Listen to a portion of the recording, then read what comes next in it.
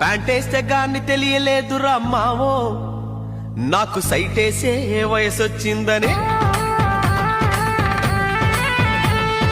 నిక్కరేసిన వీడు వేలు కదా బావో, ముగ్గురు గర్ల్ ఫ్రెండ్స్ ఉన్నారు. రెండు జండ్ల ఆ జలజ, సగం స్కట్ ఆ సరళ, నీలి కళ్ళ నలిని, కళ్ళ జోడు కామాక్షి.